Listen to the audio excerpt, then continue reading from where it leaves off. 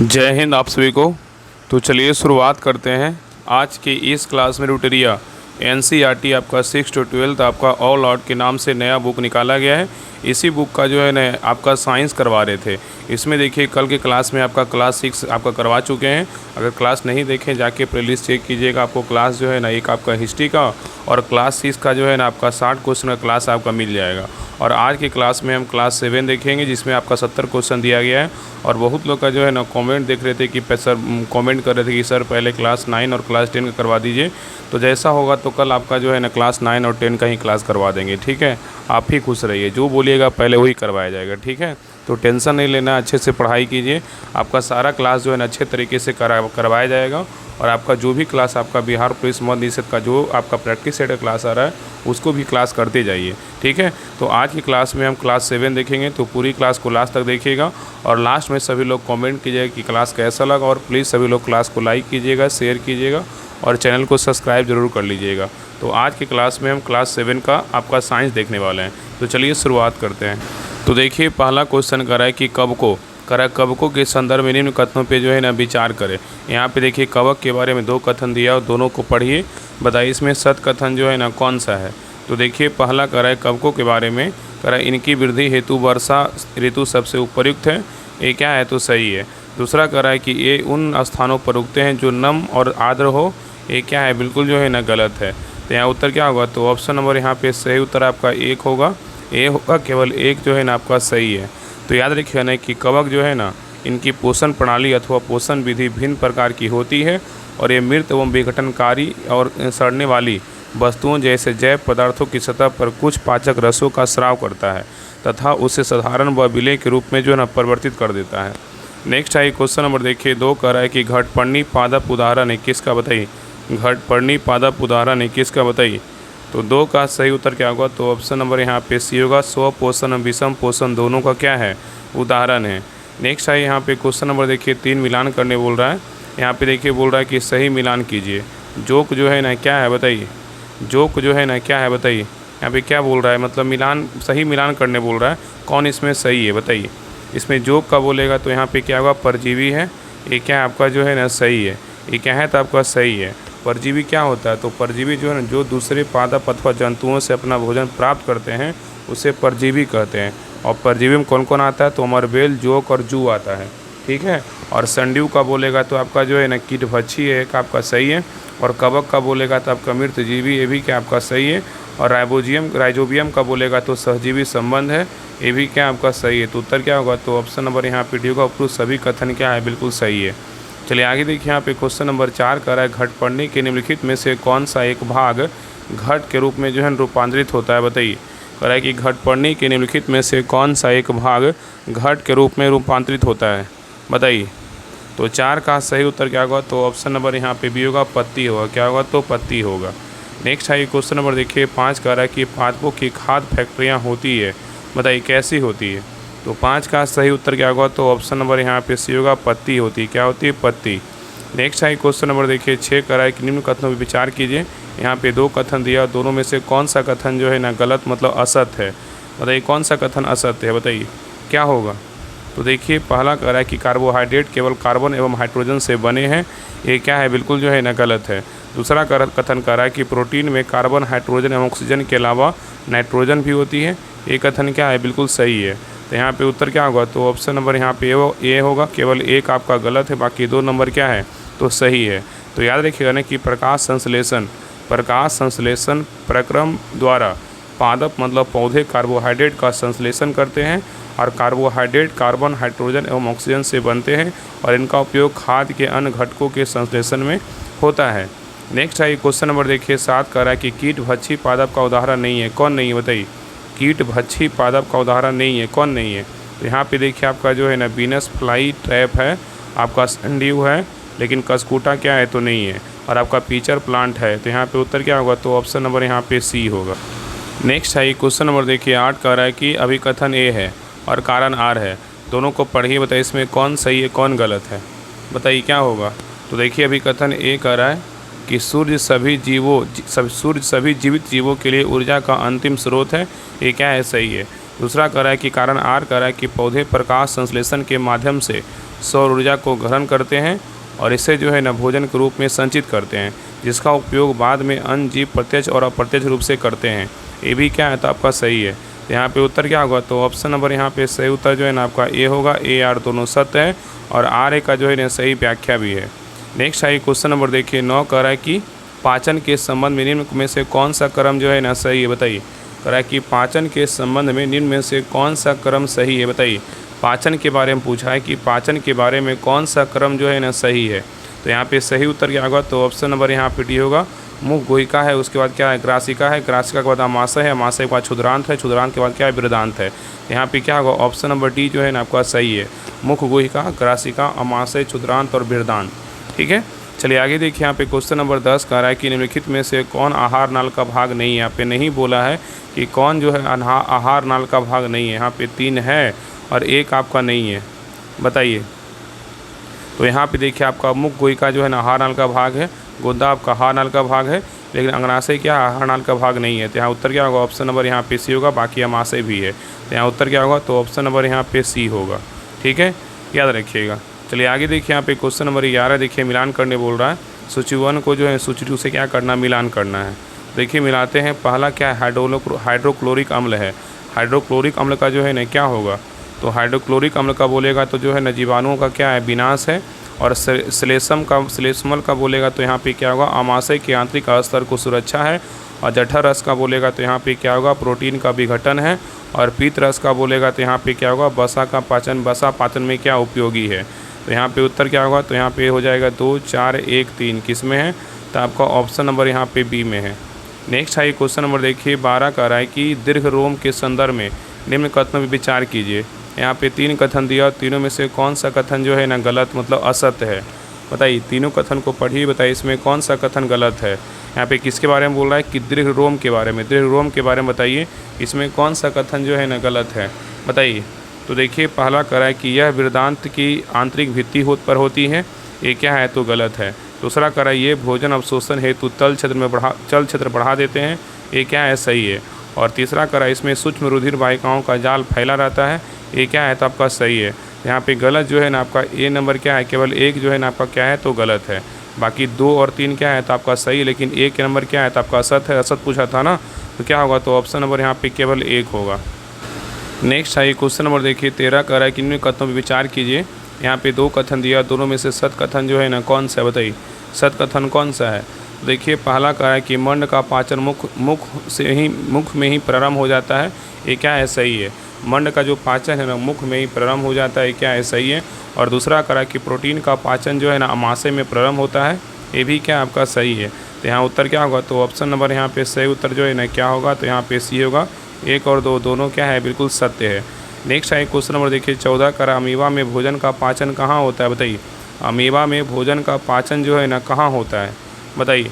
तो 14 का सही उत्तर क्या होगा, तो ऑप्शन नंबर यहाँ पे सही उत्तर क्या होगा, ऑप्शन नंबर यहाँ पे ए होगा। खाद्य रितिका में, किस में होता है, खाद्य रितिका में होता है।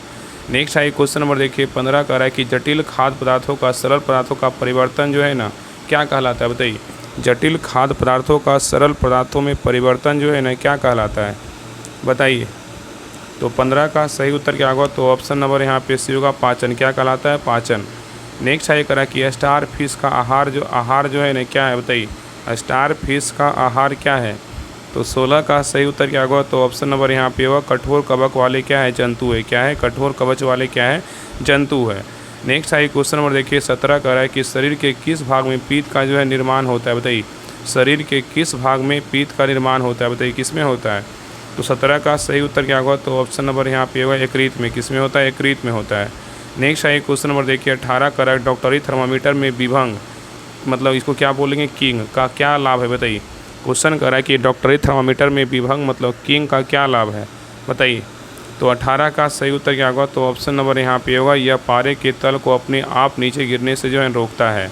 नेक्स्ट है क्वेश्चन नंबर यहाँ पे देखिए 19 बोल रहा है निम्नलिखित में से कौन सही सुमेलित है।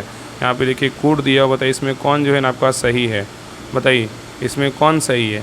तो देखिए पहला जो है ना आपका चालन का बोलेगा तो आपका वायु एवं जल में ऊष्मा का स्थानांतरण है, ये क्या है बिल्कुल जो है ना गलत है। चालन क्या होता है, चालन जो है ना क्या होता है? वह प्रक्रम जिसमें ऊष्मा किसी वस्तु के गर्म सिरे से ठंडे सिरे की ओर स्थानांतरित होती है उसे चालन कहते हैं। ठीक है, इसलिए 1 नंबर क्या है तो आपका गलत है। दूसरा है संवहन। संवहन क्या होता है? संवहन जो है ना आपका ठोसों में ऊष्मा का स्थानांतरण है।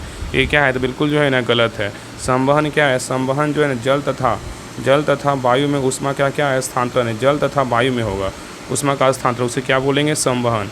और विकिरण क्या है? विकिरण का जो है ना ऊष्मा स्थानांतरण हेतु माध्यम की आवश्यकता नहीं है। ये क्या है आपका सही है। तो यहाँ पे केवल 3 आपका सही, लेकिन 1 2 क्या है तो गलत है। तो उत्तर क्या होगा? तो ऑप्शन नंबर यहाँ पे सी होगा, केवल 3 आपका सही है। चलिए आगे देखिए, यहाँ पे क्वेश्चन नंबर 20 कह रहा है कि सर्दियों में ऊनी वस्त्र हमें गर्म रखते हैं, क्यों? बताइए क्या कारण है? सर्दियों में ऊनी वस्त्र हमें गर्म रखता है, क्यों? बताइए क्या कारण है, बताइए। तो देखिए पहला इसमें बोल रहा है कि सही कथन का चयन करें। तो पहला कारण है ना कि ऊन जो है उष्मारोधी है, क्या है? सही है। दूसरा कारण है इसके रेशों के बीच वायु फंसी रहती है, ये भी क्या आपका सही है। यहाँ उत्तर क्या होगा? तो ऑप्शन नंबर यहाँ पे सी होगा। दोनों 1 और 2 दोनों क्या है? बिल्कुल सही है। चलिए आगे देखिए, यहाँ पे क्वेश्चन नंबर 21 कह रहा है ऊष्मा और उसके स्थानांतरण के बारे में निम्नलिखित कथनों पर विचार करें। यहाँ पे देखिए 2 कथन दिया, दोनों में से बोल रहा है उपरोक्त में दिए गए कथनों में से कौन सा कथन सही है? बताइए क्या होगा? ऊष्मा और उसके स्थानांतरण के बारे में बोला है। पहला कथन कह रहा है कि ऊष्मा अधिक तापमान वाले पिंड से कम तापमान वाले पिंड की ओर प्रवाहित होती है, ये क्या है आपका सही है। दूसरा कह रहा है कि गहरे रंग की वस्तुएं हल्के रंग की वस्तुओं की तुलना में कम ऊष्मा अवशोषित करती है, ये क्या है आपका गलत है। तो यहाँ उत्तर क्या होगा? तो ऑप्शन नंबर यहाँ पे ये होगा, केवल 1 आपका जो है सही है, 2 नंबर क्या है तो गलत है। याद रखिएगा ना कि गहरे रंग की वस्तुएं हल्के रंग की वस्तुओं की तुलना में अधिक ऊष्मा क्या है अवशोषित करता है। मतलब यहाँ पे कम नहीं होगा, यहाँ पे क्या होगा? अधिक होगा, तब क्या होगा? तो सही हो जाएगा। नेक्स्ट है क्वेश्चन नंबर देखिए 22 कह रहा है कि निम्नलिखित कथनों पर विचार करें। यहाँ पे देखिए 3 कथन दिया, तीनों को पढ़िए, बताइए इसमें कौन सा कथन गलत मतलब असत्य है। बताइए कौन सा कथन गलत है। तो देखिए पहला कह रहा है कि दही जो है ना, दही नींबू का रस एवं सिरके का स्वाद खट्टा होता है। दही नींबू का रस एवं सिरके का स्वाद खट्टा होता है, ये क्या है आपका जो है ना, ये क्या है तो आपका सही है। ठीक है। दूसरा कह रहा है कि बेकिंग सोडा खाने का सोडा की प्राकृतिक अम्लीय होती है, ये क्या है तो गलत है। तीसरा कह रहा है एसिड शब्द की उत्पत्ति ग्रीक शब्द एसियर से हुई है, ये भी क्या आपका गलत है। तो यहाँ उत्तर क्या होगा? तो ऑप्शन नंबर यहाँ पे भी होगा, केवल आपका जो है ना 2 3 आपका असत है, लेकिन 1 नंबर क्या है तो सही है। ठीक है। तो याद रखिएगा नहीं कि खाने का सोडा को क्या बोलते हैं? बेकिंग सोडा बोलते हैं। ठीक है। इसका स्वाद खट्टा नहीं होता, इसका मतलब है कि इसमें कोई अम्ल नहीं है, इसका स्वाद कड़वा है। और समानता ऐसे पदार्थ जिनका स्वाद कड़वा होता है, जो स्पर्श करने पर साबुन जैसे लगते हैं, क्षारक कहलाते हैं। ठीक है, याद रखिएगा। चलिए आगे देखिए, क्वेश्चन नंबर यहाँ पे देखिए 23 कह रहा है। क्वेश्चन नंबर 23 देखिए कह रहा है कि इसमें जो है निम्नलिखित में से युग्मों में से कौन सुमेलित है। यहाँ पे देखिए सूचक और यहाँ पे क्या अम्लीय विलयन में रंग है। यहाँ पे जो है ना कौन सही है, बताइए इसमें कौन सही है। तो देखिए पहला बोल रहा है कुल्हड़ की पंखुड़ी बोलेगा तो ये क्या आपका मेजेंटा है, ये क्या है सही है। और लिटमस पेपर का रंग जो है ना लाल होता है, ये भी क्या आपका सही है। और तीसरा बोल रहा है फिनोल्फ्थेलिन का जो है ना रंग कैसा होता है, रंगहीन होता है, ये भी क्या आपका सही है। तो यहाँ उत्तर क्या होगा? तो ऑप्शन नंबर यहाँ पे डी होगा। 1 2 3 कथन क्या है, तीनों सही है। नेक्स्ट है क्वेश्चन नंबर देखिए 24 कह रहा है उदासीनीकरण विक्रिया के बारे में निम्न कथनों पर विचार करें, सत कथन का चयन करें। इसमें सत कथन जो है ना कौन सा है, बताइए। उदासीनीकरण अभिक्रिया के बारे में निम्न कथनों पर विचार की, जिसमें कौन सा कथन सही है, बताइए। तो देखिए पहला कह रहा है कि इस अभिक्रिया उदासीनीकरण के बारे में बोल रहा है कि इस अभिक्रिया में सदैव ऊष्मा निर्मुक्त होती है, ये क्या है सही है। दूसरा कह रहा है इसमें निर्मित नए पदार्थ की प्रकृति उदासीन होती है, ये क्या आपका गलत है। तीसरा कह रहा है इस अभिक्रिया में लवण एवं जल निर्मित होते हैं, ये क्या आपका सही है। तो यहाँ उत्तर क्या होगा? तो ऑप्शन नंबर यहाँ पे सही उत्तर जो है सत पूछा था ना, तो यहाँ पे 1 और 3 आपका सही है, लेकिन 2 नंबर क्या है तो गलत है। तो उत्तर क्या हो जाएगा? तो ऑप्शन नंबर यहाँ पे सी होगा, केवल 1 3 क्या है सही है। नेक्स्ट है क्वेश्चन नंबर देखिए 25 कह रहा है कि मृदा की अत्यधिक अम्लता का निवारण जो है ना किया जाता है, किससे, बताइए। मृदा की अत्यधिक अम्लता का निवारण किया जाता है किससे, बताइए क्या होगा। तो यहाँ पे देखिए यहाँ पे जो सही उत्तर होगा ना, ऑप्शन नंबर यहाँ पे डी होगा, उपयुक्त में से 1 से अधिक होगा। यहाँ पे क्या क्या होगा? बिना बुझा चूना मतलब कैल्शियम ऑक्साइड, और दूसरा बुझा हुआ चूना कैल्शियम हाइड्रोक्साइड, और सोडियम कार्बोनेट होगा। यहाँ पे जो है उत्तर क्या होगा? उपयुक्त में से क्या होगा? 1 से अधिक होगा। तो याद रखें ना कि रासायनिक उर्वरकों का अत्यधिक उपयोग मृदा को अम्लीय बना देता है। यदि मृदा अत्यधिक अम्लीय अथवा अत्यधिक क्षारकीय हो तो पादपों मतलब पौधे की वृद्धि अच्छी नहीं होती है। जब मृदा अत्यधिक अम्लीय होती है तो उसमें उसे बिना बुझा हुआ चूना कैल्शियम ऑक्साइड और क्या है आपका जो है ना, अथवा बुझा हुआ चूना मतलब कैल्शियम हाइड्रोक्साइड जैसे क्षार को उपचारित किया जाता है। यदि मृदा क्षारकीय हो तो उसमें जैव पदार्थ मिला जाते हैं, और जैव पदार्थ कंपोस्ट स्वाद कंपोस्ट स्वाद कंपोस्ट जैव पदार्थ जो है ना आपका कंपोस्ट बोल सकते हैं। कंपोस्ट खाद मृदा में अम्ल निर्मुक्त करते हैं और जो उसकी क्षारीय प्रकृति जो है उदासीन करते हैं। ठीक है, यहाँ पे उत्तर जो है ना आपका उपयुक्त में से एक से अधिक हो जाएगा। तो यहाँ पे जो है ना आपका यहाँ पे 2 ही होगा, यहाँ पे 2 होगा, ये आपका जो है नहीं होगा। तो यहाँ पे क्या होगा, उपयुक्त में से एक से अधिक होगा। चलिए आगे देखिए, यहाँ पे क्वेश्चन नंबर 26 का रहा है कि निम्नलिखित में से कौन सा सही सुमेलित नहीं है, बताइए। इसमें जो है ना कौन सा गलत है, बताइए। यहाँ पे आपका कारण है और यहाँ पे आपका उपचार है, बताइए इसमें कौन गलत है, बताइए। देखिए पहला जो है ना आपका अम्लता का बोलेगा तो क्या होगा, आपका मिल्क और मनेसिया, ये क्या है तो आपका जो है ना सही है। दूसरा आपका चींटी का डंक बोलेगा तो मैलामाइन, ये क्या आपका जो है ना गलत है, ये क्या है आपका गलत है। ठीक है, और तीसरा अम्लीय मृदा का बोलेगा तो कैल्शियम ऑक्साइड, ये क्या है सही है। और क्षारकीय मृदा का बोलेगा तो आपका जैव पदार्थ, ये भी क्या आपका सही है। तो यहाँ पे गलत क्या है, ऑप्शन नंबर बी जो है ना आपका गलत है। तो यहाँ पे क्या हो जाएगा, ए आपका सी और डी क्या है सही है, लेकिन बी नंबर क्या है तो गलत है। तो याद रखिएगा ना कि जब चींटी जो है ना काटती है तो यह त्वचा में अम्लीय द्रव डाल देती है और डंक के प्रभाव से नमी युक्त खाने का सोडा जो है ना सोडियम हाइड्रोकार्बोनेट अथवा कैलामाइन मिलकर मलकर उदासीन किया जा सकता है, जिसमें जिंक कार्बोनेट होता है। ठीक है, मैलामाइन यहाँ पे नहीं होगा। ठीक है, चलिए आगे देखिए, यहाँ पे क्वेश्चन नंबर यहाँ पे 27 का रहा है, निम्नलिखित को सुमेलित कीजिए। यहाँ पे देखिए फॉर्मिक अम्ल जो है ना किस में होता है, बताइए। तो फॉर्मिक अम्ल जो है ना किस में होता है, तो फॉर्मिक अम्ल होता है आपका चींटी के डंक में होता है। ऑक्जेलिक अम्ल जो है ना किस में होता है, ऑक्जेलिक अम्ल आपका जो है ना यहाँ पे पालक में होगा। एस्कॉर्बिक अम्ल बोलेगा तो यहाँ पे आपका आंवला में होगा। और टर्टरिक अम्ल बोलेगा तो यहाँ पे आपका जो है ना कच्चा आम में होगा। तो यहाँ उत्तर क्या होगा, 4 3 1 2 किस में है, तो आपका ऑप्शन नंबर यहाँ पे डी में है। चलिए आगे देखिए, यहाँ पे क्वेश्चन नंबर 28 का रहा है कि अपचायन निम्न में से किसके कारण होता है, बताइए। अपचायन जो है निम्न में से किसके कारण होता है, बताइए। तो 28 का सही उत्तर क्या होगा, तो ऑप्शन नंबर यहाँ पे होगा आमाशय में अम्ल की मात्रा आवश्यकता से अधिक के कारण। ठीक है, चलिए आगे देखिए, नेक्स्ट आई क्वेश्चन नंबर देखिए 29 का रहा है कि चूने का पानी दूधिया हो जाता है यदि हम इसे प्रवाहित किया जाए, बताइए। कह रहा है चूने का पानी दूधिया हो जाता है यदि इसमें प्रवाहित की जाए, बताइए क्या। तो 29 का सही उत्तर क्या होगा, तो ऑप्शन नंबर यहाँ पे बी होगा, कार्बन डाइऑक्साइड। चलिए आगे देखिए, यहाँ पे क्वेश्चन नंबर 30 का रहा है कि इनमें में से कौन रासायनिक परिवर्तन का उदाहरण नहीं है, बताइए। यहाँ पे बोल रहा है कि कौन सा जो है रासायनिक परिवर्तन का उदाहरण नहीं है, कौन नहीं है, बताइए। तो यहाँ पे देखिए भोजन का पाचन रासायनिक परिवर्तन का उदाहरण है, फलों का पकना रासायनिक परिवर्तन का उदाहरण है, अंगूरों का जो है ना किण्वन रासायनिक परिवर्तन का उदाहरण है, लेकिन मोम का पिघलना जो है रासायनिक परिवर्तन क्या उदाहरण नहीं है, क्या है भौतिक परिवर्तन। तो यहाँ पे उत्तर क्या होगा, ऑप्शन नंबर यहाँ पे डी होगा। अगर मोम पिघलेगा तो वापस मोम जो है ना बन जाएगा। चलिए आगे देखिए, यहाँ पे क्वेश्चन नंबर 31 का रहा है कि निम्न कथनों में से असत कथन का चयन करें, मतलब गलत कथन इसमें जो है ना कौन सा है, बताइए। चारों कथन को पढ़िए, बताइए इसमें गलत कथन कौन सा है। तो देखिए पहला कह रहा है कि जंग लगने हेतु ऑक्सीजन एवं जलवाष्प दोनों अनिवार्य है, ये क्या है सही है। दूसरा कह रहा है यदि वायु में नमी अधिक हो तो जंग जल्दी लगती है, ये भी क्या आपका सही है। तीसरा कह रहा है लवण युक्त जल जंग लगने के प्रक्रम की दर को बढ़ा देता है, ये भी क्या आपका सही है। तीसरा कह रहा है कि चौथा कह रहा है जंग से रोकथाम हेतु लोहे को जल एवं ऑक्सीजन दोनों से बचाकर रखना अनिवार्य नहीं है, ये क्या आपका गलत है। तो यहाँ पे उत्तर क्या होगा, तो ऑप्शन नंबर डी गलत है, लेकिन ए बी सी क्या है तो सही है। नेक्स्ट आई क्वेश्चन नंबर देखिए 32 का रहा है भौतिक परिवर्तन का एक उदाहरण है, कौन सा, बताइए। भौतिक परिवर्तन का उदाहरण जो है ना एक कौन सा है, बताइए।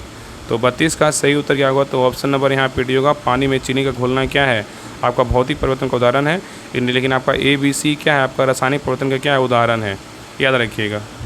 अब बहुत लोग बोलेंगे ना कि यहाँ पे मोमबत्ती का जलना जो है ना ये भी आपका क्या है, तो आपका भौतिक परिवर्तन है। लेकिन कभी कभी क्या होता है ना कि आपका ये दोनों होता है, रासायनिक भौतिक दोनों होता है। तो यहाँ पे देखिए आंसर क्या दे दिया है, पानी में चीनी का घुलना। यहाँ पे जो है सटीक आंसर क्या होगा, भौतिक परिवर्तन का आपका पानी में चीनी का घुलना हो जाएगा। चलिए आगे देखिए, नेक्स्ट है क्वेश्चन नंबर देखिए 33 का रहा है कि भौतिक और रासायनिक परिवर्तनों के बारे में निम्नलिखित कथनों पर विचार करें। यहाँ पे बोल रहा है ना कि इसमें कौन सा कथन क्या है तो आपका सही है, बताइए। भौतिक और रासायनिक परिवर्तन के बारे में बोल रहा है कि कौन सा कथन जो है ना आपका सही है, बताइए क्या होगा, बताइए।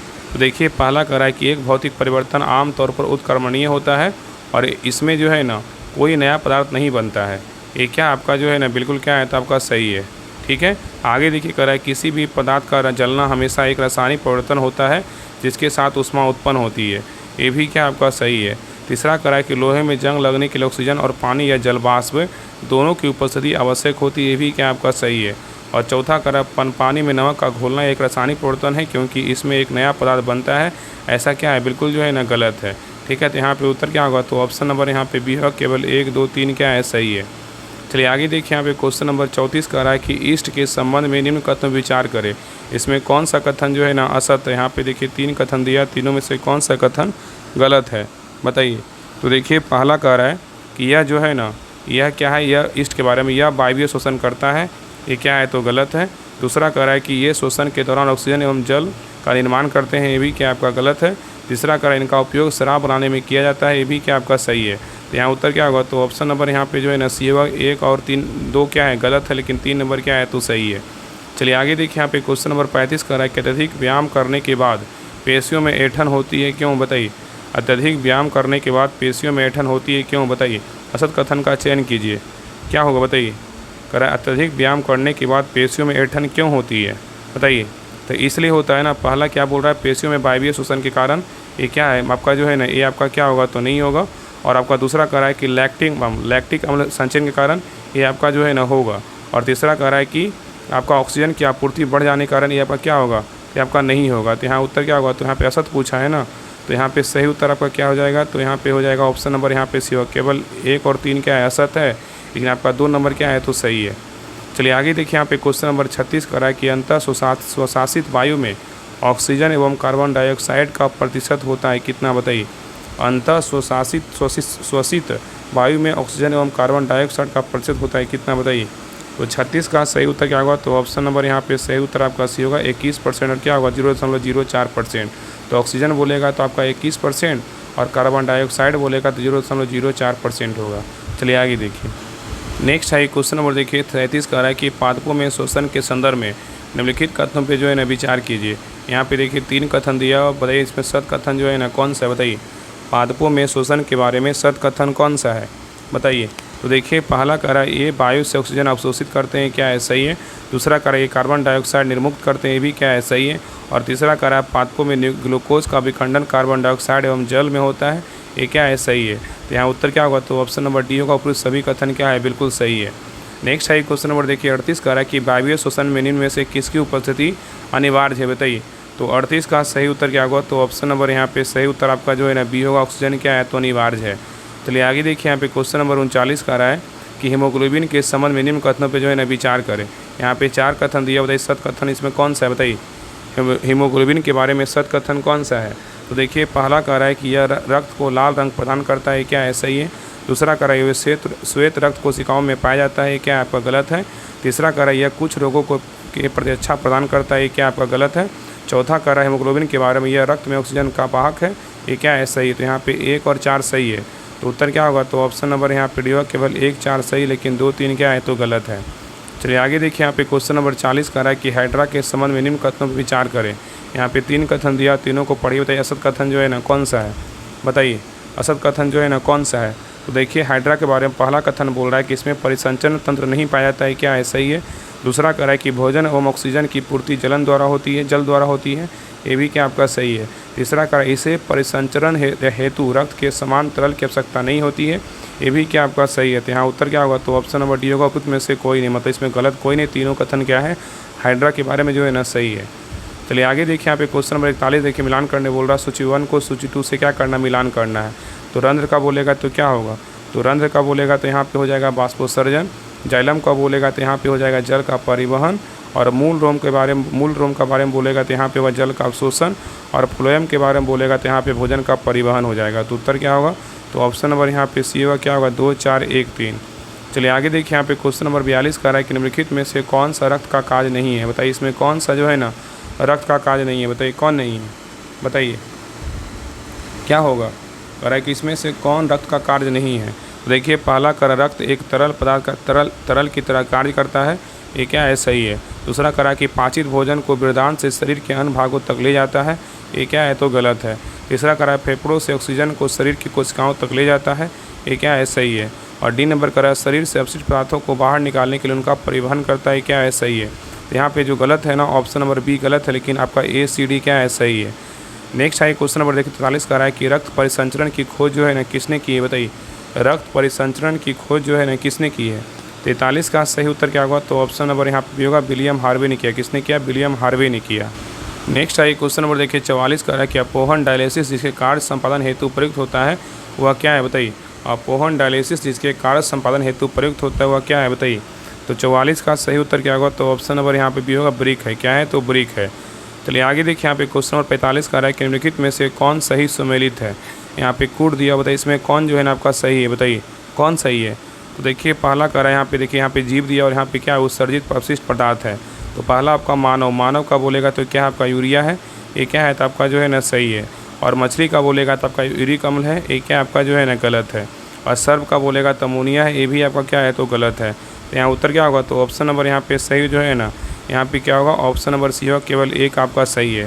तो याद रखें ना कि मछली का यहाँ पे क्या होगा, तो मछली जैसे जलीय जंतु कोशिका के अवशिष्ट उत्पादों को अमोनिया के रूप में उत्सर्जित करता है, ठीक है। और बात करें कि सर्प का जो है ना, सर्प क्या है, तो सर्प जो है जैसे पक्षी, छिपकली, सर्प जैसे कुछ जंतु अपने शरीर से अपशिष्ट पदार्थों का उत्सर्जन जो है ना अर्थ घन मतलब सेमी सॉलिड पदार्थ के रूप में करते हैं, ठीक है।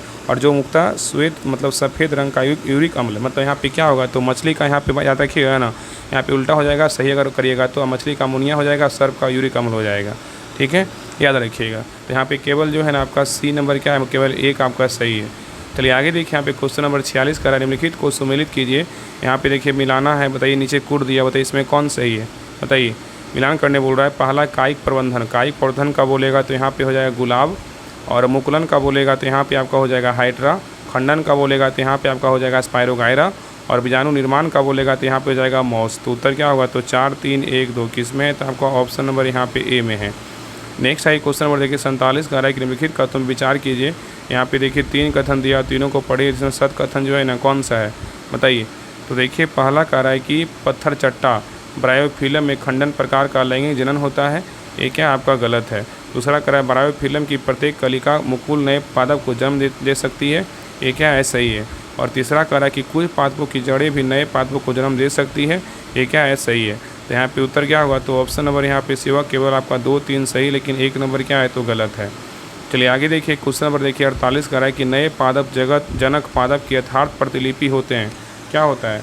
तो 48 का सही उत्तर क्या होगा, तो ऑप्शन नंबर यहाँ पे सही उत्तर आपका डी होगा, कायिक प्रबंधन में। नेक्स्ट है क्वेश्चन नंबर देखिए 49 का रहा है कि द्विलिंगी पुष्प का उदाहरण नहीं है, कौन नहीं है। तो 49 का सही उत्तर क्या होगा, तो ऑप्शन नंबर डी होगा, पपीता आपका नहीं है, लेकिन आपका ट्यूलिप, गुलाब और आपका प्यूटिनिया है।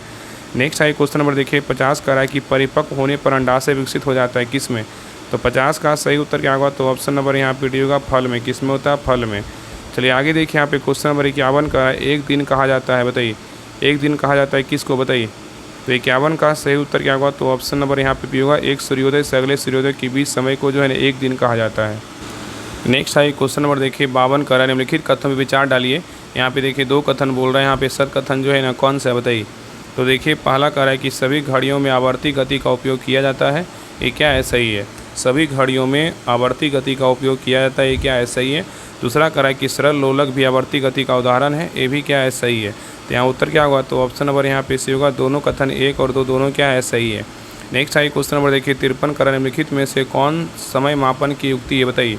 यहाँ पे देखिए 3 दिया, बताइए इसमें कूट में बताइए कौन कौन होगा, बताइए समय मापन की युक्ति जो है ना कौन कौन है। तो यहाँ पे देखिए धूप घड़ी भी है और आपका जल घड़ी भी है और आपका रेत घड़ी भी है। तो उत्तर क्या होगा, तो ऑप्शन नंबर यहाँ पे डी होगा, सभी 1 2 3। चलिए आगे देखिए, यहाँ पे क्वेश्चन नंबर 54 का रहा है कोई कार 40 किलोमीटर प्रति घंटे की चाल से 15 मिनट चलती है, इसके पश्चात वह 60 किलोमीटर प्रति घंटे की चाल से 15 मिनट चलती है। तो कार द्वारा तय की गई दूरी जो है ना क्या होगा, यहाँ पे डिस्टेंस निकालने बोला है। तो यहाँ पे उत्तर क्या होगा, तो यहाँ पे इसको बनाना पड़ेगा। उत्तर जो है ना आपका यहाँ पे बी आएगा, 25 किलोमीटर आएगा, ठीक है। तो यहाँ पे चाल आपका दिया हुआ ना 40 किलोमीटर और आपका समय दिया हुआ 15 मिनट। यहाँ पे दूरी बराबर क्या होता है, 4 गुना समय होता है, निकालेगा कितना आएगा 10 किलोमीटर। और फिर दूसरे तो यहाँ पे क्या होगा, और दूसरी परिस्थिति में आपका दिया हुआ 60 किलोमीटर, कितना 15 किलोमीटर दिया हुआ, तो मिलाइए कितना आएगा, तो इधर आपका आएगा आपका 15, तो 15 10 कितना होगा 25 हो जाएगा। चलिए आगे देखिए, यहाँ पे क्वेश्चन नंबर 55 कह रहा है कि किसी तार में उत्पन्न ऊष्मा का परिणाम निर्भर करता है, बताइए किस पर, बताइए। कह रहा है किसी तार में उत्पन्न ऊष्मा का परिमाण निर्भर करता है, किस पर, बताइए। तो ऊष्मा परिणाम निर्भर करता है आपका तार के पदार्थ धातु जिससे यह बना है, इस पर भी करता है, तार की लंबाई पे करता है और आपका तार की मोटाई पे करता है। तो उत्तर क्या होगा, ऑप्शन नंबर डी होगा, सभी 1 2 3। चलिए आगे देखिए, यहाँ पे क्वेश्चन नंबर 56 का इनमें से किसमें पारे के वाष्प का प्रयोग होता है, बताइए। तो पारे के वाष्प का जो प्रयोग होता है ना, आप किस में होता है, आपका प्रतिदीप्त नलिका में होता है, और CFL में होता है और LED में क्या है, नहीं होता। तो उत्तर क्या होगा, तो ऑप्शन नंबर यहाँ पे सी होगा, केवल 1 और 2। चलिए आगे देखिए यहाँ पे क्वेश्चन नंबर 57 कर रहा है कि विद्युत धारा का प्रवाह समाप्त होने पर कुंडली का चुंबकत्व जो है ना क्या हो जाता है, बताइए। कह रहा है विद्युत धारा का प्रवाह समाप्त होने पर कुंडली का जो चुंबकत्व होता है क्या हो जाता है। तो 57 का सही उत्तर क्या होगा, तो ऑप्शन नंबर यहाँ पे सही उत्तर आपका ये होगा, समाप्त हो जाता है। क्या होता है, समाप्त हो जाता है। नेक्स्ट है क्वेश्चन नंबर देखिए 58 कर रहा है कि जब किसी तार से विद्युत धारा प्रवाहित होती है तो क्या होता है, बताइए। निम्न में से कौन सा कथन सत्य है, बताइए। कह रहा है कि जब किसी तार से विद्युत धारा प्रवाहित होती है तो क्या होता है। तो यहाँ पे देखिए पहला जो है ना आपका हुआ चुंबक की भांति व्यवहार करने लगता है, क्या आपका सही है। दूसरा कह रहा है इसमें विद्युत धारा का चुंबकीय प्रभाव कहते हैं, ये भी क्या आपका सही है। और तीसरा कह रहा है कि विद्युत धारा का प्रयोग चुंबकों के कारण निर्माण में किया जाता है, ये भी क्या आपका सही है। तो उत्तर क्या होगा, तो ऑप्शन नंबर डी होगा, 1 2 3 तीनों कथन क्या है, बिल्कुल सही है। चलिए आगे देखिए यहाँ पे क्वेश्चन नंबर 59 कह रहा है कि निम्नलिखित कथन विचार कीजिए। यहाँ पे देखिए बोल रहा है कि यहाँ पे 3 कथन दिया, तीनों में से कौन सा कथन यहाँ पे देखिए आगे कह रहा है कि कौन सा कथन जो है ना आपका सत्य है, सत्य कथन बोल रहा है। तो तीनों कथन को पढ़िए पहले। देखिए यहाँ पे 3 कथन दिया हुआ है ना। पहला क्या बोल रहा है कि कुंजी अथवा स्विच को परिपथ में कहीं भी लगाया जा सकता है, क्या है, सही है। कुंजी अथवा स्विच को परिपथ में कहीं भी लगाया जा सकता है, क्या है, सही है। दूसरा कह रहा है कि जब स्विच ऑन स्थिति में हो तो परिपथ बंद होता है, क्या है, सही है। और तीसरा कह रहा है कि जब स्विच ऑन स्थिति में हो तो परिपथ खुला होता है, क्या है, सही है। यहाँ पे उत्तर तीनों जो है आपका सही है। तो उत्तर क्या होगा, तो ऑप्शन नंबर यहाँ पे जो है ना यहाँ पे डी होगा, सभी 1 2 3 तीनों कथन क्या है, बिल्कुल सही है। ठीक है। और हाँ, जो भी लोग कमेंट करें तो इसका PDF जो है ना दे दीजिए। तो PDF डाल दिया गया है, लगभग आपका बुक का पूरा डाल दिया गया है। तो आप सभी लोग जो है डिस्क्रिप्शन में लिंक है राहुल स्टडी ग्रुप के नाम से, उसमें आपको एक ग्रुप का लिंक मिला होगा। बिहार टेस्ट बिहार आपका जो है ना बिहार ऑल एग्ज़ाम करके आपका होगा, राहुल स्टडी ग्रुप में लिंक होगा, उस लिंक पर क्लिक करके ज्वाइन कीजिएगा। वहाँ पे आपको PDF सारा मिल जाएगा, तो जाके देखिएगा, वहाँ पर आपको PDF मिल जाएगा। तो सभी लोग जो है ना उसको देख लीजिएगा, बाकी जितना हो सके क्लास को देखिएगा। और बाकी आपसे एक ही रिक्वेस्ट है, राहुल स्टडी ग्रुप बार बार एक ही आपको रिक्वेस्ट कर रहा है कि सभी लोग जो है चैनल को सब्सक्राइब जरूर कर लीजिएगा। और जितने भी आपके फ़ोन में घर में फ़ोन है सभी में जो है राहुल स्टडी ग्रुप का जो चैनल है उसको यूट्यूब चैनल का सब्सक्राइब जरूर कर दीजिएगा, ताकि आपका जो परिवार है ना जल्द से आपका 1 लाख का परिवार पूरा हो जाए। आप सभी से रिक्वेस्ट कर रहे हैं, अभी तक जितने भी लोग सब्सक्राइब नहीं किए हैं तो प्लीज़ सभी लोग जो है ना चैनल को सब्सक्राइब जरूर कर दीजिए और क्लास को लाइक ज़रूर कर दीजिए। तो चलिए आगे देखते हैं। यहाँ पे देखिए कथन और कारण दिया है, कथन ए है और कारण आर है, ये दोनों को पढ़िए, बताइए इसमें कौन सही है कौन गलत है, बताइए। तो देखिए अभी कथन ए कह रहा है कि अवतल लेंस को अपसारी लेंस कहा जाता है, ये क्या है आपका सही है।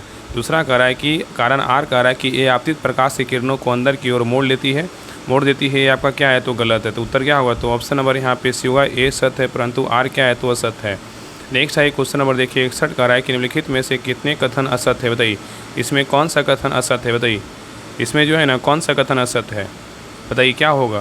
तो देखिए पहला कह रहा है कि जो प्रतिबिंब पर्दे पर प्राप्त किया जा सके उसे वास्तविक प्रतिबिंब है, ये क्या है, सही है। दूसरा कह रहा है अवतल लेंस सदैव उल्टा आभासी तथा छोटा प्रतिबिंब बनाता है, ये क्या है, गलत है। तीसरा कह रहा है कि उत्तल दर्पण में बना प्रतिबिंब सीधा वास्तविक एवं साइज में हो छोटा होता है, ये क्या है, सही है। यहाँ पे गलत जो है ना आपका 2 सिर्फ गलत है, 1 और 3 क्या है, सही है। तो उत्तर क्या होगा, तो ऑप्शन नंबर यहाँ पे भी होगा, केवल 2 आपका जो है ना गलत है।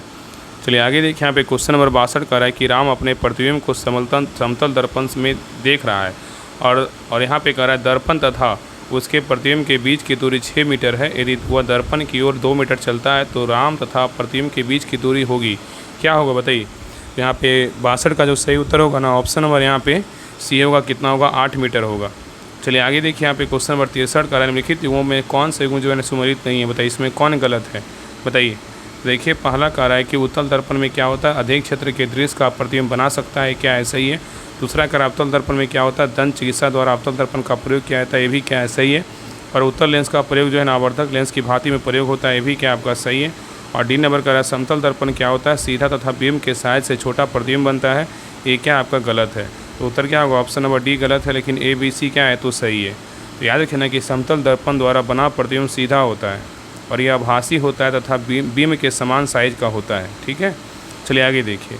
नेक्स्ट आइए क्वेश्चन नंबर देखिए 64 कह रहा है कि मोटर वाहनों के पार्श्व दर्पण में किसी वस्तु का प्रतिबिंब कैसा बनता है, बताइए।